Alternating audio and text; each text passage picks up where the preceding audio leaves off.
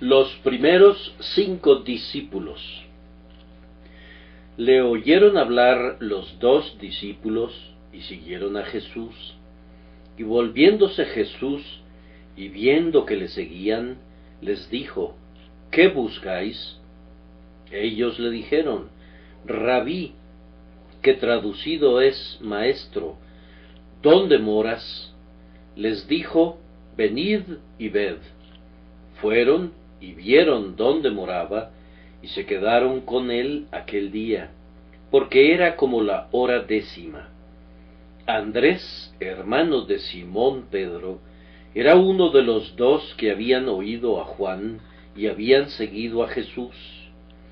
Este halló primero a su hermano Simón y le dijo: hemos hallado al Mesías, que traducido es el Cristo.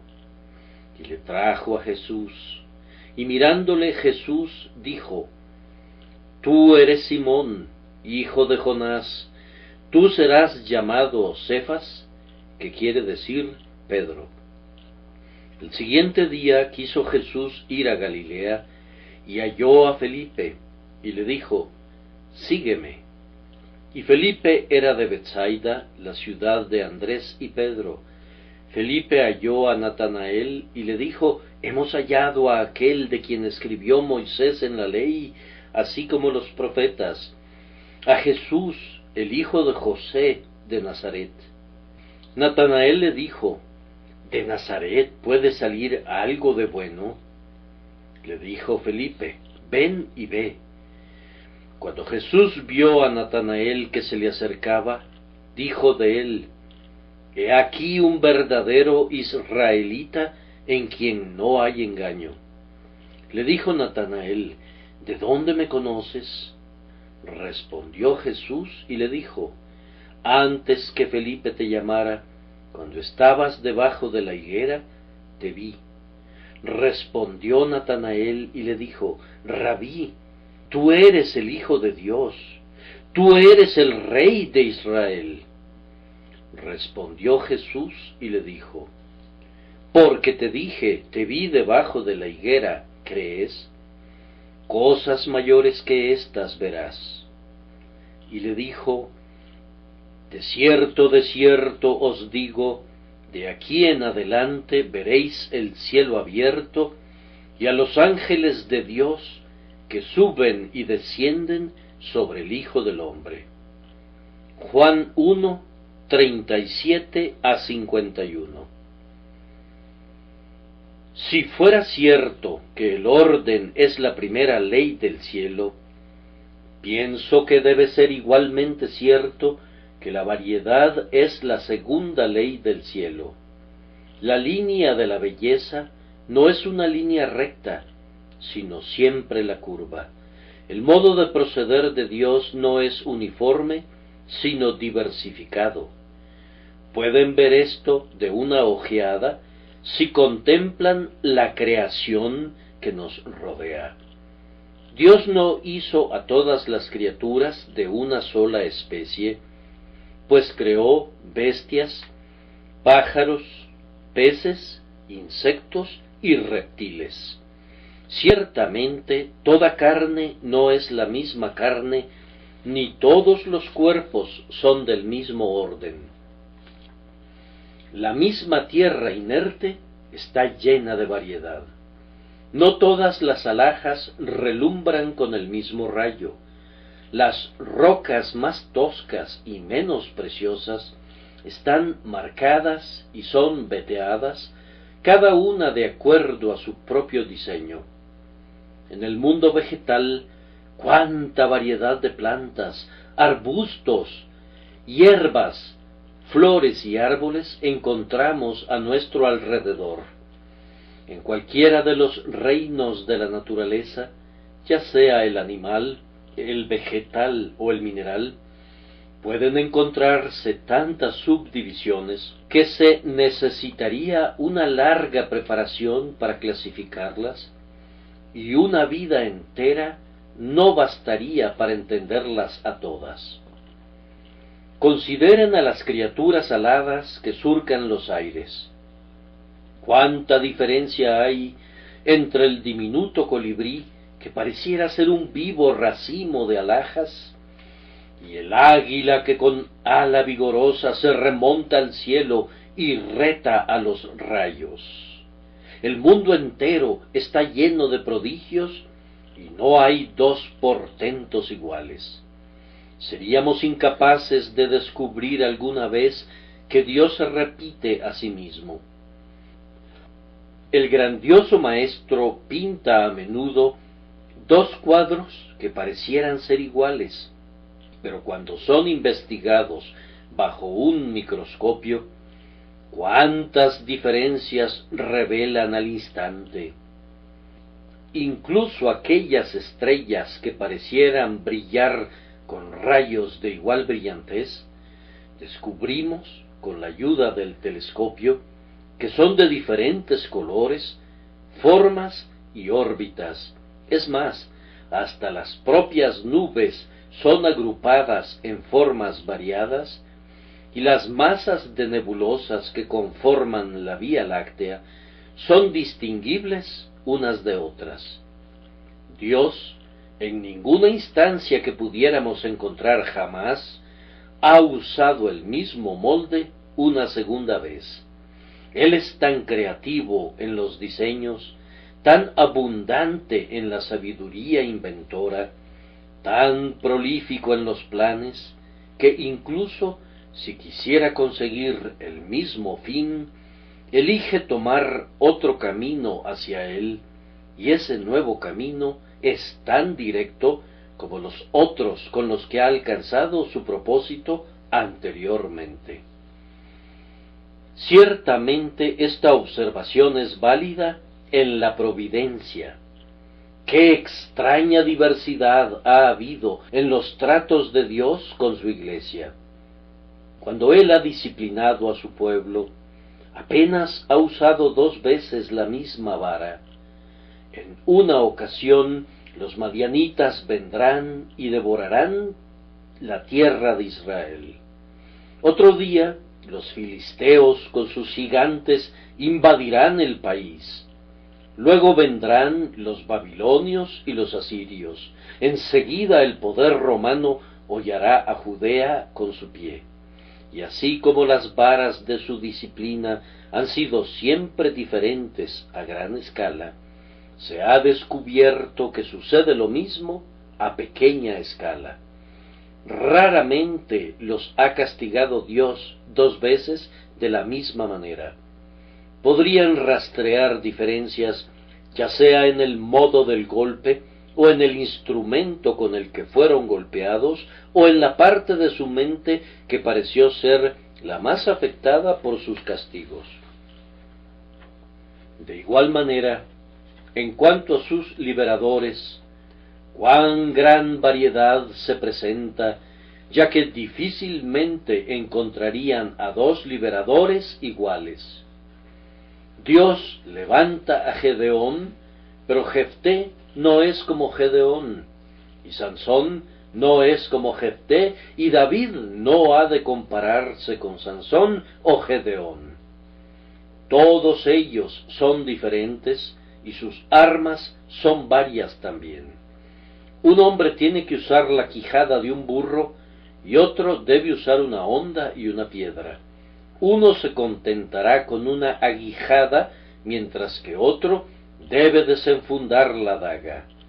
Dios ordena diferentes métodos, así como diferentes tipos de hombres, y Él libera a su pueblo conforme a su propia voluntad, pero siempre lo hace de manera diferente. Es cierto que la providencia es muy diversa cuando se considera que los propios hombres que Dios utiliza para ser sus principales instrumentos son tan disímiles unos de otros. No sólo están las grandes diferencias de raza y de nacionalidad, y ni siquiera las diferencias de nacimiento y educación, sino que todos nosotros somos diferentes en nuestra constitución, ya que no hay 2 mentes iguales. Hay una individualidad inherente a cada uno de nosotros que impedirá que seamos confundidos con alguien más. Podríamos ser indistinguibles, vistos de manera accidental, pero una vez que somos conocidos, muy pronto se descubrirán importantes diferencias. Dios es siempre el Dios de la variedad, y será así hasta el fin del capítulo. Él hará cosas nuevas antes de enrollar el libro de la historia. Hemos de ver nuevos actos del Señor. Peleará sus batallas utilizando nuevos métodos. Levantará liberadores que serán diferentes de cualquiera de los anteriores, y exaltará y glorificará su nombre con nuevos instrumentos musicales. Debemos esperarlo. Él es el Dios de la diversidad, tanto en la naturaleza como en la providencia. Mi texto es una muy clara ilustración de que esa misma ley prevalece en la obra de la gracia. Siempre se da el mismo tipo de operación, y sin embargo, hay una diferencia en el modo de operar. Siempre está el mismo operador en la conversión del alma, y sin embargo, diferentes métodos son empleados continuamente para quebrantar el corazón y vendarlo de nuevo. Cada pecador debe ser vivificado por la misma vida, debe ser hecho obediente al mismo evangelio, lavado en la misma sangre, vestido en la misma justicia, llenado de la misma energía divina y eventualmente llevado al mismo cielo. Y sin embargo, en la conversión de dos pecadores, los asuntos no son precisamente los mismos. Desde el primer amanecer de la vida divina hasta el día cuando es consumada en el mediodía de la perfecta santificación en el cielo, encontrarán que Dios completa de una manera esta obra y de otra manera aquella otra, y por otro método una tercera obra, pues Dios será todavía el Dios de la variedad.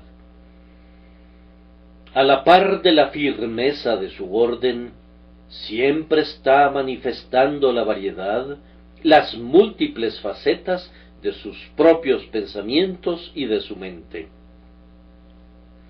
Si entonces consideran esta narración más bien larga, pero llena de instrucción, según pienso, podrán notar 4 métodos diferentes de conversión. Y estos ocurren en la conversión de las primeras 5 personas que conformaron el núcleo del colegio de los apóstoles, los primeros 5 que vinieron a Cristo y que fueron contados entre sus discípulos. Es muy notable que haya entre 5 individuos 4 diferentes modos de conversión. Sin embargo, si examinaran a cualquier grupo de 5 personas, yo supongo que encontrarían una disparidad similar. Seleccionen a 5 cristianos indiscriminadamente y comiencen a preguntarles cómo fueron conducidos a conocer al Señor, y encontrarán métodos diferentes a los expuestos aquí. Y probablemente al menos 4 de los 5 serían distintos del resto. El primer caso que tenemos en el texto es la conversión de los 2 discípulos. Uno era probablemente Juan. No podemos hablar con absoluta certeza, pero muy probablemente se trataba de Juan. Sabemos que era costumbre de este evangelista omitir su propio nombre siempre que podía hacerlo. Algunas veces habla de el otro discípulo, cuando en realidad se está refiriendo a sí mismo, y de vez en cuando se expresa así: aquel discípulo a quien Jesús amaba. Su amor nutría en él una estimación cordial de los demás y una humilde opinión de sí mismo.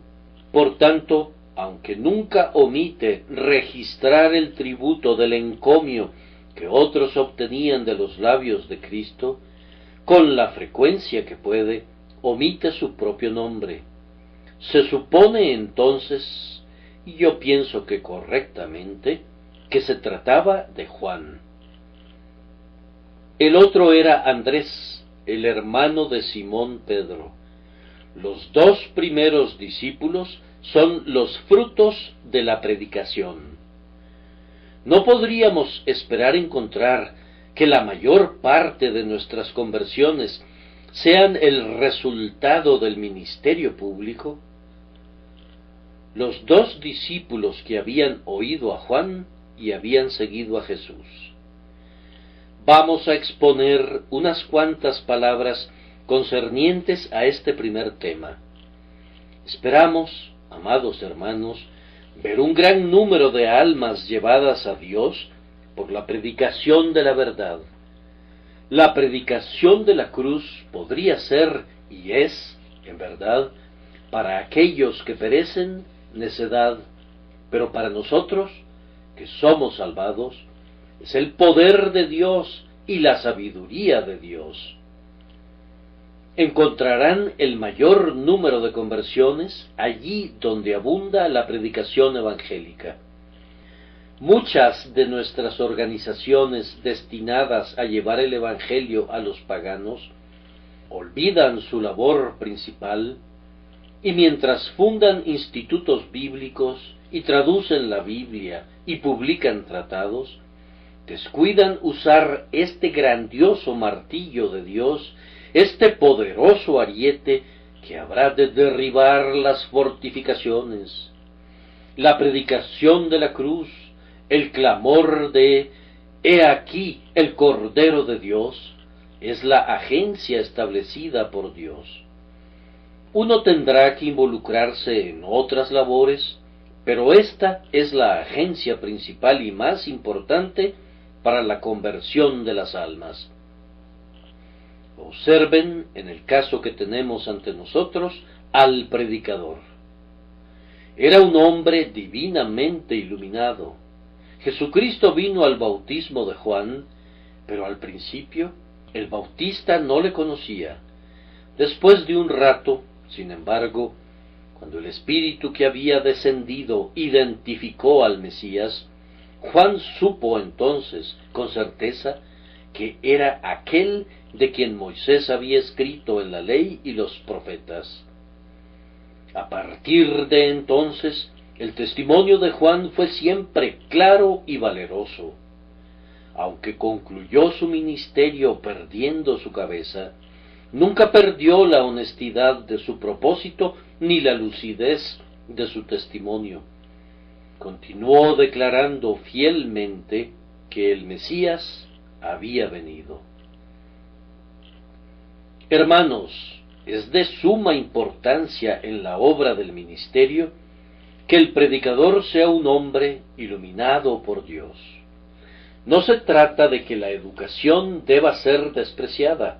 Por el contrario, no podemos esperar que el Espíritu Santo en estos días dé a los hombres el conocimiento de las lenguas si pueden adquirirlo mediante un perseverante estudio. La regla divina es no obrar nunca un milagro superfluo. Con las facultades y poderes que poseemos, tenemos que presentar nuestros miembros a Dios como instrumentos de justicia. Entonces, en lo que concierne a la educación del hombre, nosotros creemos que Dios nos delega eso, pues si nosotros podemos hacerlo, no hay necesidad de que se obre ningún milagro. Pero aunque el hombre esté educado de manera excelente, sigue siendo, en esa condición, una masa de barro. Dios tiene que soplar en su nariz el aliento de vida espiritual como predicador, pues de lo contrario no podría prestar ningún servicio y sería más bien un peso muerto para la Iglesia de Dios.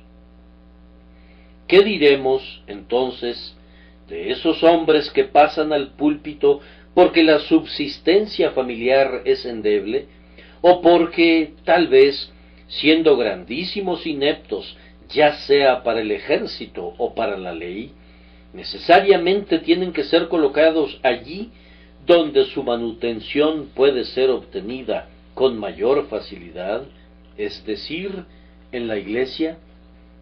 Cuán deplorable es este pecado en nuestros tiempos, que las manos episcopales se posen sobre los hombres, declarando que son guiados al ministerio por el Espíritu Santo, cuando ni siquiera saben si hay un Espíritu Santo en lo tocante a cualquier conocimiento práctico de su poder en sus propios corazones. El día declina, eso espero, en el que los hombres son más diestros para la cacería del zorro que para pescar un alma, y en general Dios está levantando en esta tierra un espíritu de decisión en cuanto a este punto. El cristiano tiene que ser un hombre que posea un conocimiento práctico en su propia alma sobre las verdades que pretende predicar. Es cierto que Dios podría convertir almas por medio de un mal predicador. Vamos, si el diablo predicara, no me sorprendería que se convirtieran algunas almas si predicara la verdad.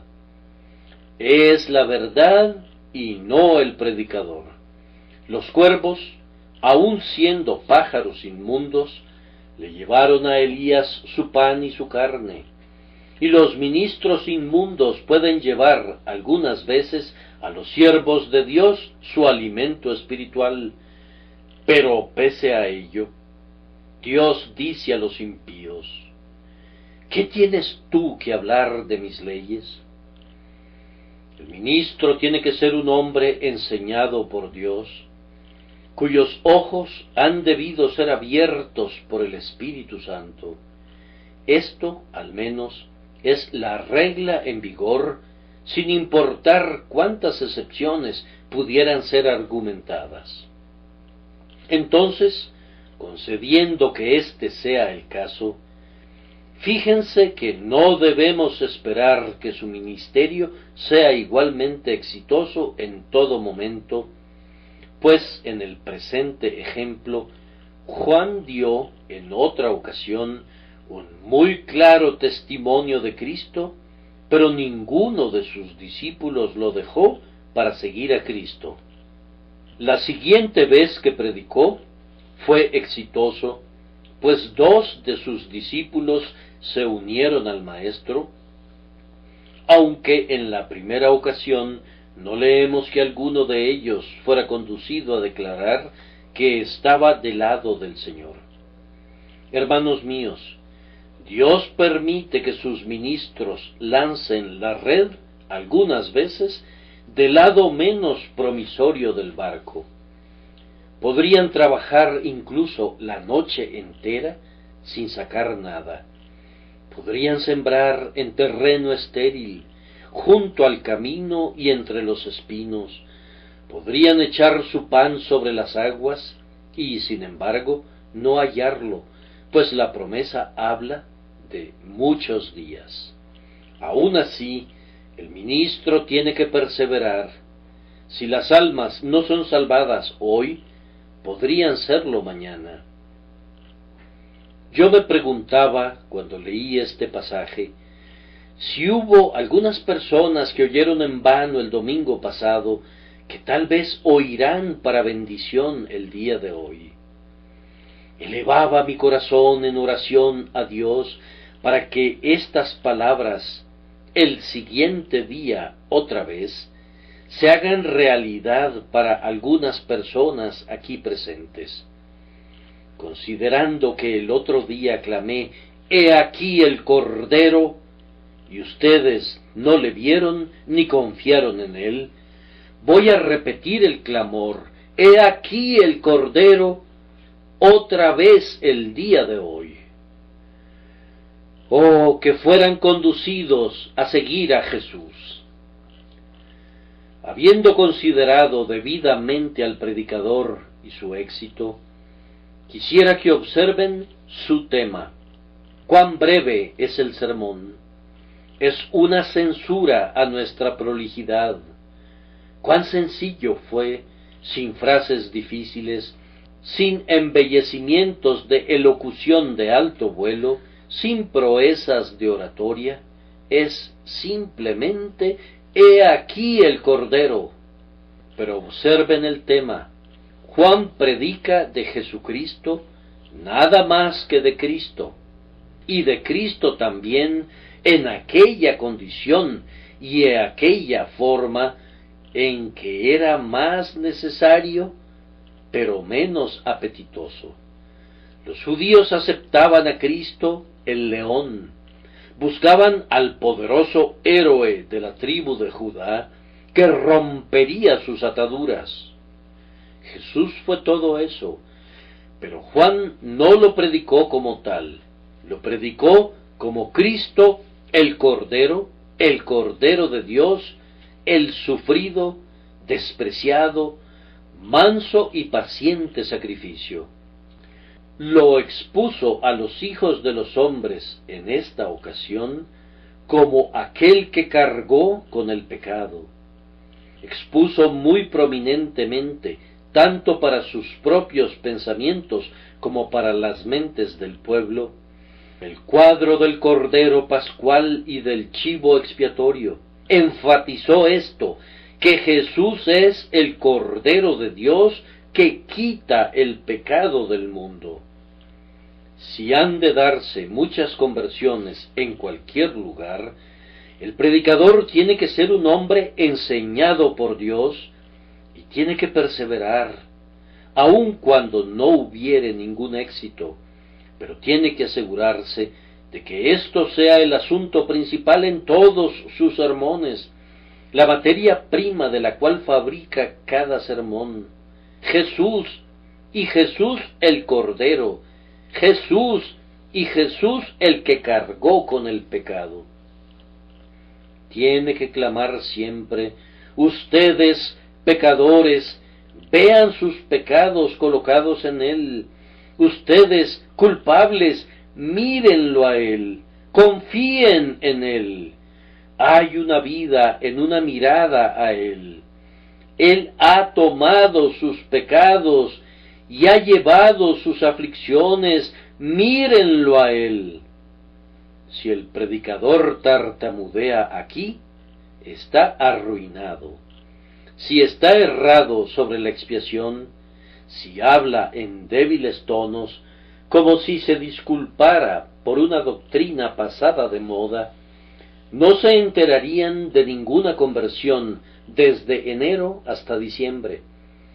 Pero si sostuviera esto como la primera y la más importante verdad, que Jesucristo vino al mundo para cargar el pecado por los pecadores, incluso del peor de ellos, entonces habría conversiones. Dios no sería fiel a su promesa, ni la verdad sería más lo poderosa que ha comprobado ser en los tiempos antiguos, si las almas no fueran revividas y llevadas a Dios por un ministerio como ese. Oh, ustedes que predican el Evangelio, aférrense a esto. He aquí el Cordero de Dios. Ustedes, jóvenes, que se paran en las calles, hagan que ese sea su tópico. Y ustedes, que ministran a la Iglesia de Dios, denles todas las doctrinas del Evangelio, pero siempre regresen a esto, como la aguja se regresa a su polo. He aquí el Cordero de Dios, que quita el pecado del mundo.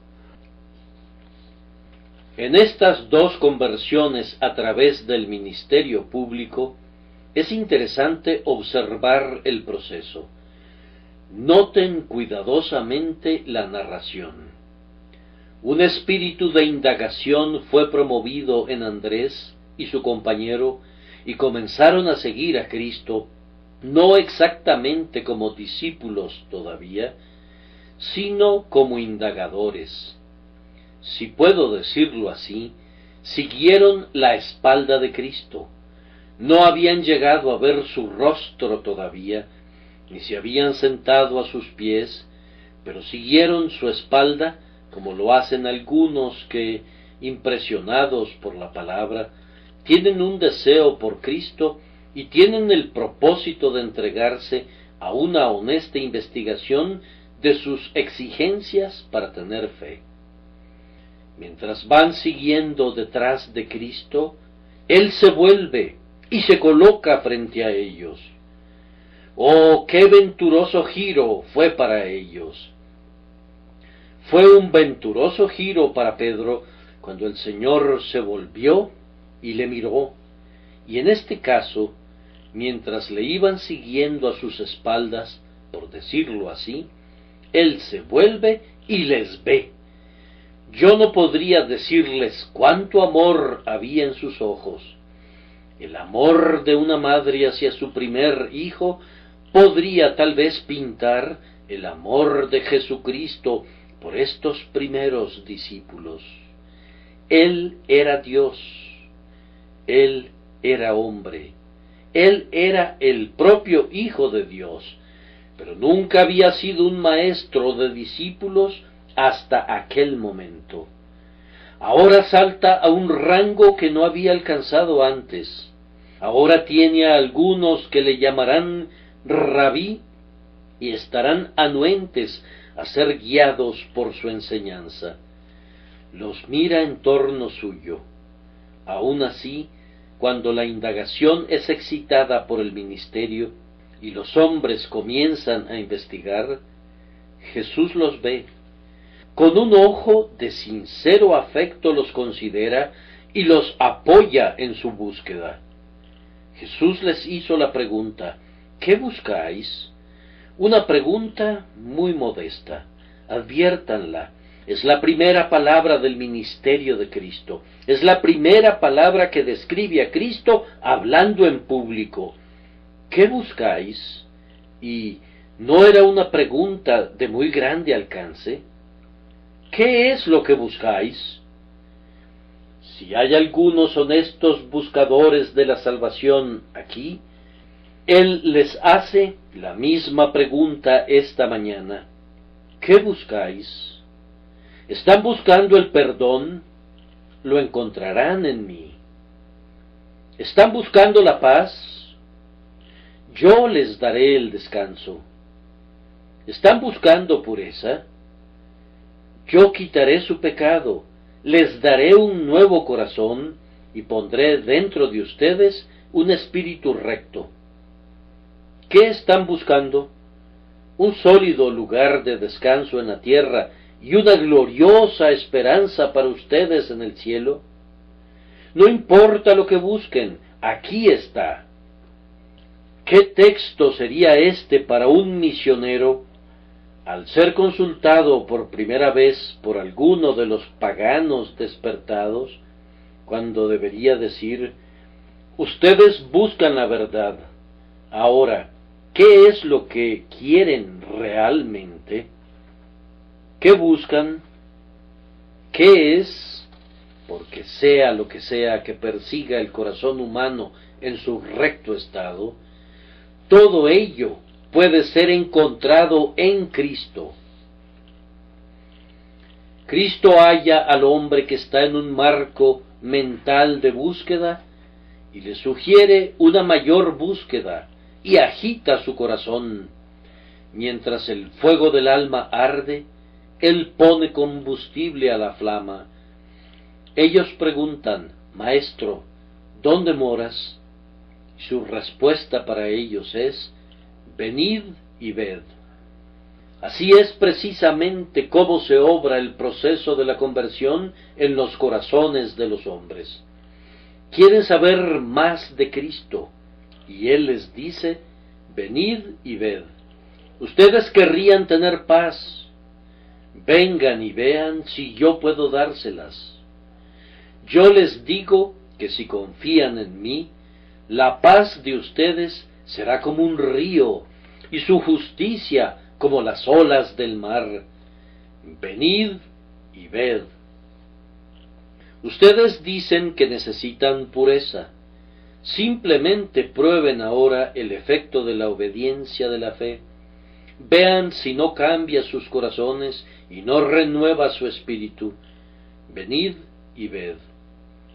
Oh, ustedes que están buscando y haciendo preguntas acerca de Cristo y acerca del Evangelio y de su persona y de su linaje, venid y ved. La mejor manera de quedar convencidos del poder de nuestro santo Evangelio es probarlo por ustedes mismos. Si son buscadores honestos, si la gracia de Dios los ha hecho así, entonces vengan y prueben y verifiquen. Dichoso el hombre que confía en Él. Esta es nuestra prueba y nuestro testimonio. Pero si quisieran comprobarlo por ustedes mismos, venid y ved. Ellos le tomaron la palabra a Jesús, vinieron y vieron. No se nos dice qué vieron, pero se nos informa cuál fue el resultado. Se quedaron con Él esa noche y permanecieron con Él todos sus días y se convirtieron en sus fieles discípulos. Oh, mi querido amigo, si sólo quisieras venir y ver a Cristo, si por medio de una humilde oración sincera tú le entregaras tu corazón y luego confiaras en Él sin reserva para que sea tu guía, nunca lamentarías la decisión. Si Jesús resultara ser un mentiroso para ti, entonces abandónale. Si su promesa no fuera verdadera, entonces no te cuentes entre sus discípulos, pero pruébalo. Oh, solo haz una prueba de su amor. La experiencia decidirá cuán bienaventurados son aquellos, y sólo ellos, que confían en su verdad. Vean entonces la manera en que la gracia de Dios obra por medio de la palabra, cómo motiva un espíritu de indagación, cómo promueve luego una mayor investigación, cómo proporciona luego la prueba de la experiencia y conduce posteriormente a entregar el corazón a Cristo. El siguiente caso es muy diferente. El tercero de los discípulos de Cristo, Simón Pedro, fue traído por una instrumentalidad privada y no por la predicación pública de la palabra. Observen el versículo 41. Este halló primero a su hermano Simón y le dijo: hemos hallado al Mesías, que traducido es el Cristo. Este caso no es sino un patrón de todos aquellos casos en los que la vida espiritual es vigorosa. Tan pronto como un hombre es encontrado por Cristo, comienza a encontrar a otros. La palabra primero implica que no renunció posteriormente. Primero encontró a su propio hermano Simón. ¿A cuántos encontró después? No podría decirlo, pero me veo obligado a decir que Andrés continuó siendo un pescador de hombres hasta ser levantado al tercer cielo. Encontró a muchísimos más después que hubo encontrado a Pedro. El primer instinto de la vida nacida de nuevo es desear el bien de los demás. Yo no podría creer que tú hayas gustado de la miel del Evangelio si puedes comértela toda tú solo. La verdadera gracia pone un fin a todo monopolio espiritual. Sé que hay algunos que piensan que no hay gracia más allá de su propia capilla. Ellos creen que Dios no obra nunca más allá de las paredes de su propio tabernáculo, más allá del alcance de la voz de su ministro. Todo es errado, heterodoxo, tal vez pretencioso, pero fatalmente engañoso. Sostienen que todos los demás están fuera de los vínculos del pacto y, a semejanza de aquellos antiguos disputadores de la tierra de Uz, dicen: nosotros somos el pueblo, y con nosotros morirá la sabiduría. Ciertamente el pueblo de Dios no habla nunca de esa manera, o si lo hicieran, estarían hablando el lenguaje de Asdod y no el idioma del Hijo de Israel, pues la lengua de los israelitas rebosa de amor y su lenguaje está lleno de un ávido deseo de que otros puedan ser traídos también. Miren a nuestro apóstol Pablo. No encontrarían nunca un mayor predestinacionismo del que se lee en el capítulo 9 de Romanos, y sin embargo, ¿qué es lo que dice? El deseo de su corazón y su oración a Dios por Israel es que sean salvos. Sentía su corazón acongojado, dice, por sus hermanos, por sus parientes según la carne. No había un hombre más ansioso de convertir almas que Pablo, aunque no había un hombre más ortodoxo en la doctrina de la elección de Dios. Él sabía que no depende del que quiere ni del que corre, pero podía decir como lo hizo Samuel: lejos de mí que peque yo contra Jehová, cesando de rogar por vosotros. Vean entonces que el primer deseo de un cristiano es esforzarse por llevar a otros al Salvador. La relación tiene una exigencia muy severa en cuanto a nuestros primeros esfuerzos individuales. Andrés, hiciste bien en comenzar con Simón. Yo no sé, hermanos míos, si no hubiera algunos cristianos distribuyendo opúsculos en casas de otras personas, que harían bien en regalar un opúsculo en su propio hogar. Si no hubiera hombres que salen a las aldeas a predicar, que harían mejor permaneciendo en casa para enseñar a sus propios hijos, o si aún en la escuela dominical no pudiera haber personas que vienen delante del Señor para desempeñar un deber, cuando sus manos están manchadas del rojo de la sangre que es producto del asesinato de otro deber. Mi primer oficio está en casa. Tú podrías tener un llamado para enseñar a los hijos de otras personas.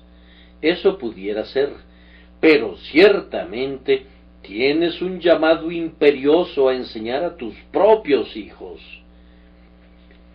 Tú pudieras ser llamado o no a cuidar a personas de un pueblo o aldea vecinos, pero ciertamente eres llamado a cuidar a tus propios siervos, a tus propios parientes y conocidos. Tu religión debe comenzar en casa. Nos hemos enterado de algunas personas que exportan sus mejores productos. Muchos comerciantes lo hacen, pero no creo que el cristiano deba imitarlos en eso. La conversación del cristiano debe tener el mejor sabor en todas partes, pero debe tener el cuidado de sacar la fruta más dulce del testimonio y de la vida espiritual, tanto en casa como en el círculo de sus propios parientes y conocidos. Andrés, hiciste bien en encontrar primero a tu hermano Simón. Cuando fue a buscarlo, podría no haber pensado en lo que se convertiría Simón.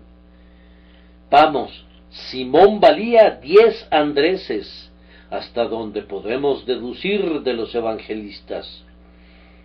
Pedro era un verdadero príncipe entre los apóstoles, y con esa lengua veloz suya, y ese valeroso, arrojado y atrevido espíritu, con esa alma confiada y resuelta, ninguno de ellos era rival para Pedro. Juan podía destacar en amor, pero Pedro era verdaderamente un líder en medio de los apóstoles, y Andrés poco podía compararse con él. Tú mismo podrías ser muy deficiente en cuanto al talento, y sin embargo, pudiera ser el instrumento de llevar a algún gran hombre a Cristo. Ah, querido amigo, muy poco conoces las posibilidades que hay en ti. Tal vez solo le hables una palabra a un niño, y en ese niño pudiera dormir ahora un gran corazón que conmoverá a la iglesia cristiana en años venideros. Andrés tiene solo 2 talentos, pero encuentra a Pedro. El testimonio que Andrés da a Pedro es digno de observación. Había en él una gran modestia, y eso, me atrevo a afirmarlo, hizo que Pedro lo valorara. No dijo, he hallado al Mesías, le dice, hemos. Quienquiera que fuera el otro discípulo, le reconoce su parte del descubrimiento. Nuestra expresión nunca pierde fuerza si pierde altivez, más bien incrementa generalmente su poder en proporción a su modestia, aunque esa modestia no debe interferir nunca con el valor. Su testimonio fue muy claro y muy positivo. No anduvo con rodeos, ni dudó, sino que fue justo esto: hemos hallado al Mesías. La declaración fue clara y sin adornos, pero muy positiva.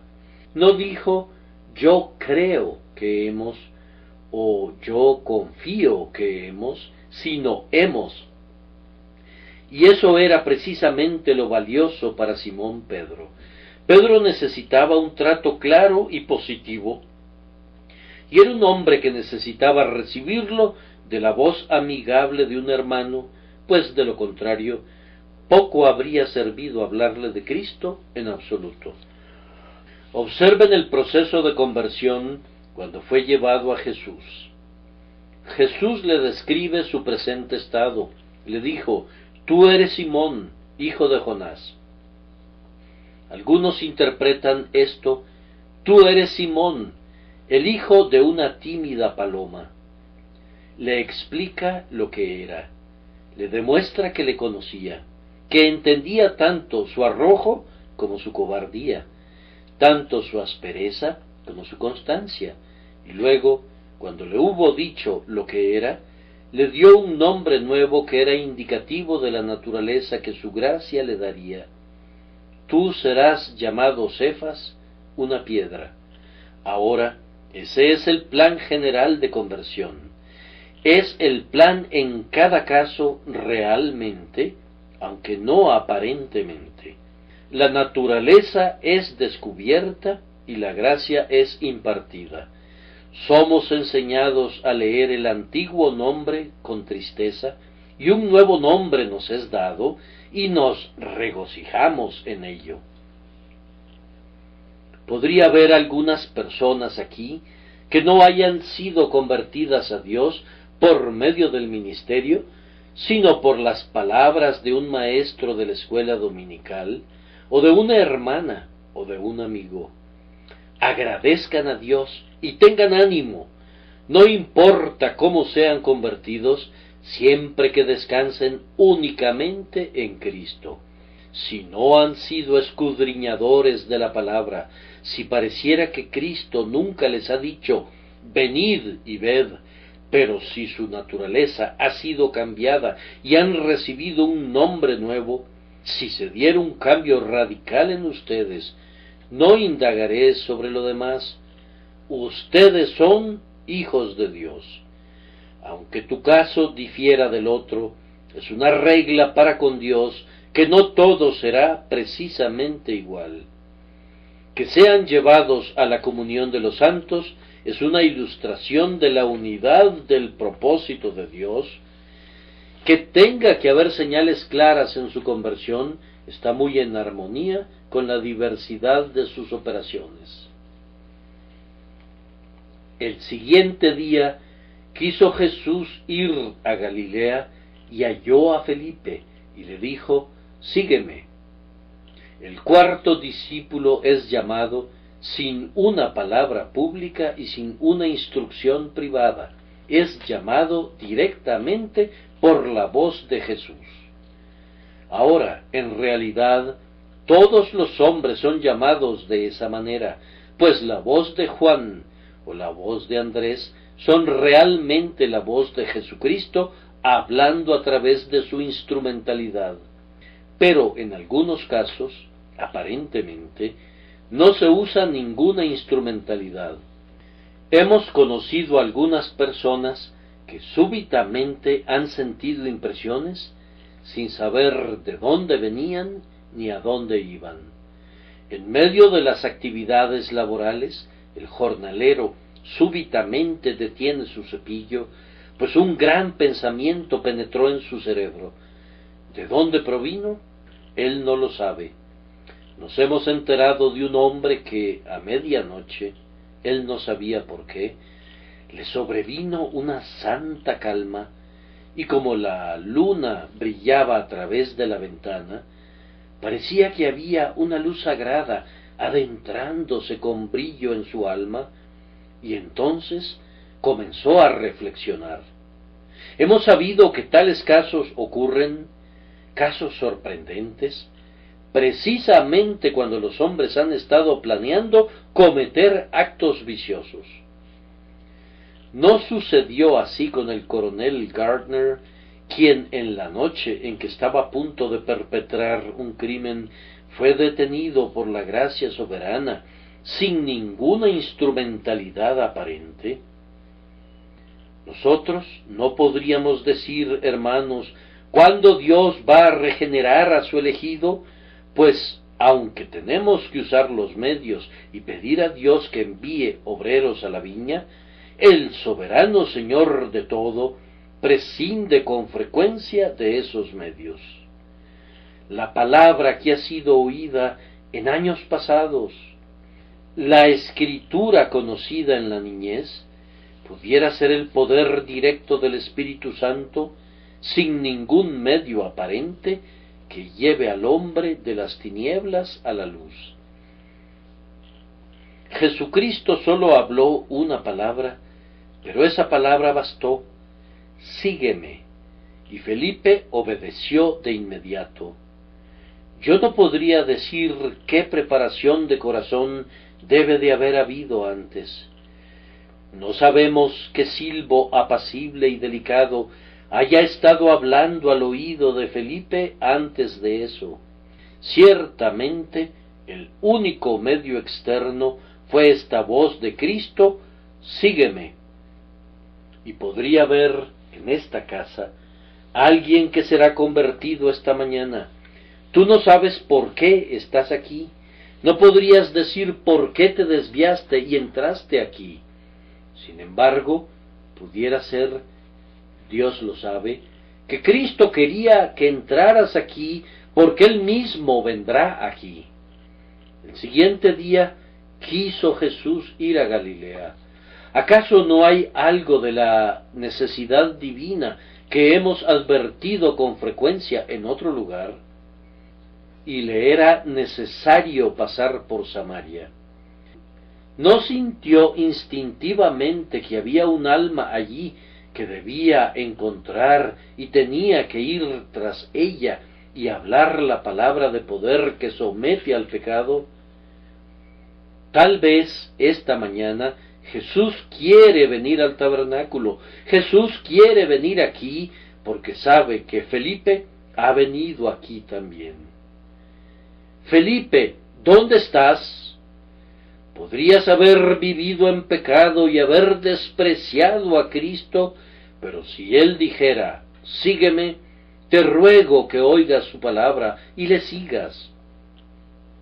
Seguir a Cristo es el cuadro del discipulado cristiano en todo sentido. Sigue a Cristo en tus doctrinas y cree lo que te enseña. Sigue a Cristo en tu fe, confía en Él plenamente con tu alma. Síguele en tus acciones, siendo Él tu ejemplo y tu guía. Síguele en las ordenanzas, síguele en el bautismo y junto a esta mesa de la cena, síguele. Síguele en todo acto de valentía en cada lugar de comunión espiritual, al monte en la oración secreta o a la multitud en el ministerio público. De acuerdo a tu medida, sigue las pisadas de tu Señor y Maestro. Y esto, afirmo, puede ser dirigido a uno que no tenga otra instrumentalidad usada con él, sino sólo la misteriosa voz de Cristo: sígueme. Así fue en el tercer caso. Tal vez, de los tres casos, esta experiencia sea la más excelsa. A los primeros dos se les dijo: venid y ved, y llegaron a entender el valor de Cristo. Pero a éste se le pide que le siga. Él lleva a cabo prácticamente lo que los otros solo vieron. La segunda conversión que tenemos ante nosotros alcanza un grado superior al primero. Pero este es el caso más excelso de todos, cuando el cambio de naturaleza, como en el caso de Pedro, conduce a un cambio de acción, como en el caso de Felipe, que se levanta y sigue a Cristo. Espero no haberlos cansado, pues todavía tenemos el cuarto caso del quinto discípulo, que difiere de todos los demás: Natanael. ¿Qué diremos de Natanael? ¿Fue convertido por el ministerio? No pareciera. ¿Fue convertido por una instrumentalidad privada? Parcialmente lo fue. Felipe encuentra a Natanael, pero que Felipe encontrara a Natanael no fue tan eficaz como el encuentro de Cristo con Felipe. Cuando Cristo encontró a Felipe, Felipe creyó, pero cuando Felipe encontró a Natanael, Natanael no quería creer. Dijo: ¿de Nazaret puede salir algo de bueno? Felipe es parcialmente el instrumento, pero hay algo más. Jesucristo mismo muestra su propio poder al decirle a Natanael los secretos de su corazón. Pero aún así, la conversión de Natanael a Cristo me parece a mí que se debe parcialmente al estado en que se encontraba entonces. Él ya era en algún sentido un hombre salvado, era un israelita devoto, era un verdadero buscador del Mesías bajo la higuera. Bien, entonces había tres cosas reunidas.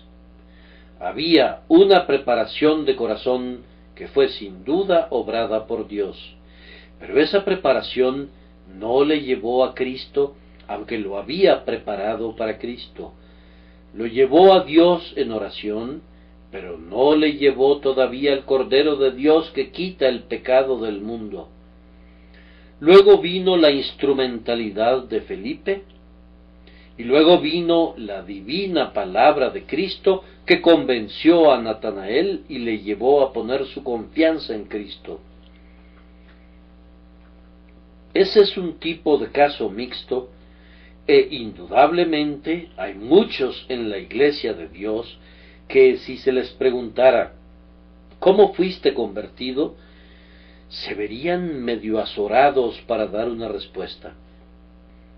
Encontramos en nuestras reuniones de oración a una gran proporción de personas que dicen: bien, yo no puedo vincular mi conversión con algún sermón en particular. Muchos sermones me han impresionado. Ciertamente la mayoría lo hacen. No puedo decir, amigo, si fui convertido cuando era niño, aunque algunas veces pienso que lo fui, pues incluso en aquel tiempo fui el blanco de muchas impresiones y ciertamente ofrecí oraciones. Sin embargo, hubo un tiempo, les dirán, hubo un tiempo cuando experimenté salir más claramente a la luz y cuando pude decir de Cristo: tú eres el Hijo de Dios, tú eres el Rey de Israel, pero no podría decir exactamente cuándo salió el sol. Ahora, yo pienso que este fue el caso de Natanael. Tal vez enseñado y educado por padres piadosos, tenía el hábito de la oración. Esa oración era medio ignorante, pero era muy sincera. Buscó la soledad de su sombreado jardín y bajo la higuera derramó su corazón ante el Señor.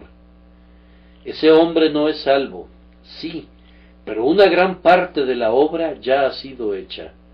No me digan que ese hombre en su oración no tiene nada en sí que no sea la naturaleza del blasfemo.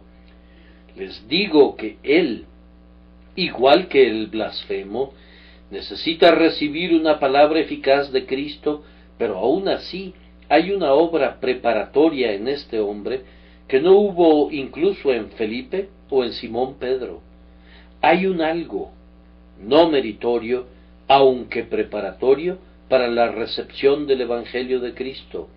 Y cuando trabajas para la conversión de un individuo como ese, y espero que haya algunos en esta multitud, entonces no importa si se trata del ministerio o si se trata de una instrumentalidad privada.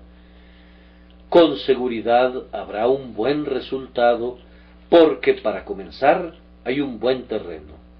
Dios ya ha hecho los surcos, ya ha arado el suelo, y así, cuando la semilla es esparcida, pudiera haber una pequeña objeción al principio, pero al final echará raíces. Entonces observen con atención, ustedes que saben cómo hablarles a los demás acerca de sus almas, y donde quiera que vean algo parecido a la devoción, aunque sea errada e ignorante, atiendan ese caso, estén especialmente esperanzados al respecto, y si pueden, traten de informar a esa persona: hemos hallado a aquel de quien escribió Moisés en la ley, así como los profetas. Presenten a Cristo, hablen de Jesús, lleven a esos Natanaeles a Jesús, esos que son como la tierra honesta y buena, esos hombres sin engaño ni astucia, llévenlos a Jesús. Noten, sin embargo, que ni las oraciones de ellos, ni la instrumentalidad de ustedes bastará, a menos que Cristo los reciba con una palabra que sobresalte y escudriñe el alma y diga: antes que Felipe te llamara, cuando estabas debajo de la higuera, te vi. Ah, tú, alma que buscas, Cristo te ve. Antes que vinieras aquí esta mañana, Jesús te vio. Antes que oigas la exhortación, mira a Cristo, Cristo ya te miró. Si estás buscando verdaderamente en la soledad de ese aposento alto, o en aquel campo detrás del vallado, Jesús te ve. Cuando estás junto al camino y tu corazón se eleva diciendo: Señor, sálvame que perezco, Jesús te ve. Uno de ustedes me ha escrito esta mañana y dice: ore por mí para que sea salvo, pues quiero ser salvado. Ah, amigo mío, si quieres ser salvado, Jesús quiere salvarte, y entonces ambos están de acuerdo en ese punto. Tú, como Natanael, estás buscándole, y yo vengo esta mañana como Felipe y anhelo llevarte a Jesús, mi Maestro. Oh, cómo oro pidiéndole que te hable, y si así fuera, te dirá que te conocía cuando estabas muerto en el pecado, y te amó a pesar de todo, y por tanto, Él te trajo a esta casa para oír su palabra. Fíjense que Natanael es el mejor caso de todo el conjunto. Fue favorecido por encima de muchos. ¿Quién fue el primer hombre que recibió una promesa de Cristo? Fue Natanael. ¿Cuál fue esa promesa? Bien, esa promesa, me parece a mí, es la suma del Evangelio, o más bien es la promesa símbolo del Evangelio, que todo cristiano debe portar en su mano. Jesús dijo: Porque te dije, te vi debajo de la higuera, ¿crees? Cosas mayores que estas verás. Natanael fue el primer hombre que recibió una promesa de los labios del Señor Jesús cuando estaba aquí en la tierra.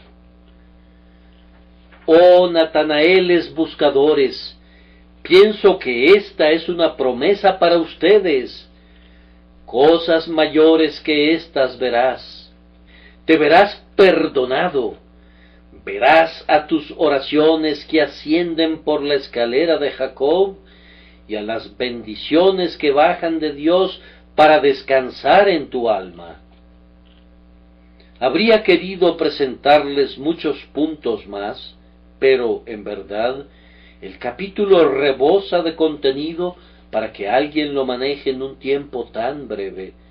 Observarán, sin embargo, que les he dado sólo una ojeada superficial de él, que bastará para mostrar que el medio utilizado en la conversión y el tenor general de la conversión difieren en cada caso. Tal vez el caso de Natanael sea el más elevado de todos. Recibe a Cristo de una manera más plena que cualquiera de los otros y goza de mayores promesas que aquellos, mas, sin embargo, todos son genuinos, aunque no sean ni uno de ellos como los demás, excepto que Juan y Andrés pudieran ser puestos juntos. Por tanto, no juzgues tu conversión por sus medios o por su forma particular, sino júzgala por su fruto. ¿Te conduce a Jesús? ¿Dependes de Él ahora?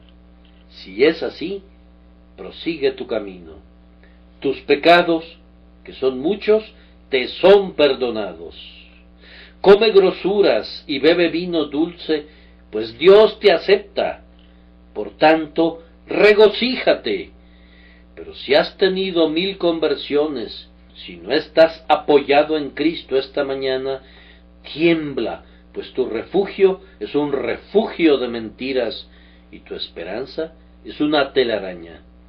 Que Dios te libre de esa condición y te lleve ahora a descansar en la obra terminada y en el sacrificio perfecto del Señor Jesús, y entonces, con Andrés y Juan y Felipe y Natanael, te reunirás delante del trono para alabar al Hijo de Dios y Rey de Israel. Que el Señor los bendiga por Cristo nuestro Señor. Amén.